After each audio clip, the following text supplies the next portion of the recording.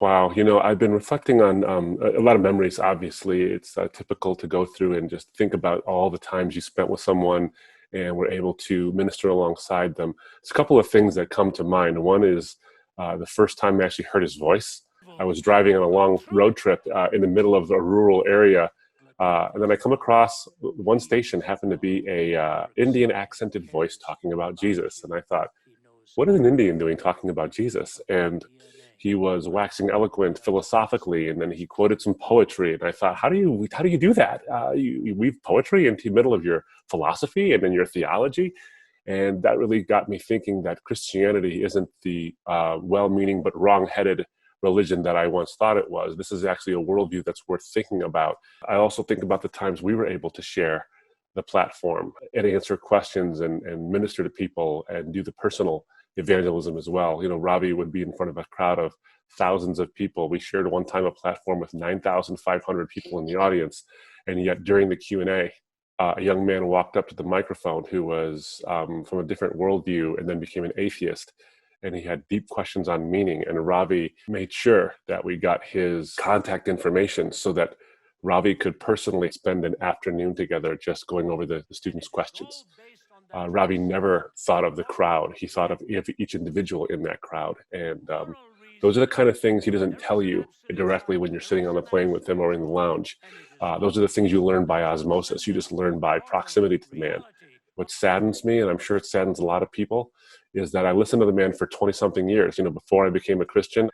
And yet I would hear him and something new would come out of his mouth in the midst of just whatever he was talking about, because God had dropped a little bit of wisdom into his mouth, and it would come out and it would benefit the crowd. And I thought to myself, how do you do that? A quarter century later, and I'm still hearing amazing insight from you?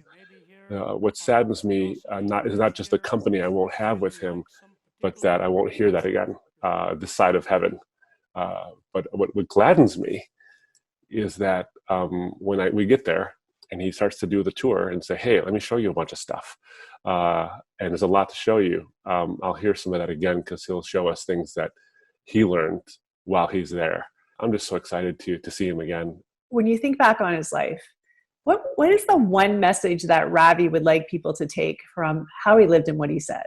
I like the way you put that, how he lived and what he said, because how he lived reflected what he said. People often ask me, is Ravi really that way in real life? And the answer is absolutely yes. So here's a couple of lessons I think Ravi would want to teach each one of us.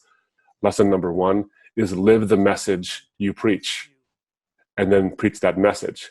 The credibility of the message is always judged by the integrity of the messenger. And Ravi had it. Ravi had that integrity, which is why he could speak to leaders of countries and also the rickshaw driver with the same level of dignity and care and directness, and showed them that he loved them. So I think that one of the most chief things we can learn from Ravi's life and the way he spoke is that when he said people were of essential worth, and they were given that worth by God, and so that worth cannot be taken away by any human being, that is an objective reality that every human being has dignity. Ravi actually lived that way with every human being, which is why he could speak to the president of a country and the guy who drove him there to meet that president at the same level, and not disrespect either, but also exalt and lift up both of them to the station that they deserved. Thank you so much for taking just a few minutes in the midst of your grief. We'll be keeping all of you in our prayers. Thank you so much.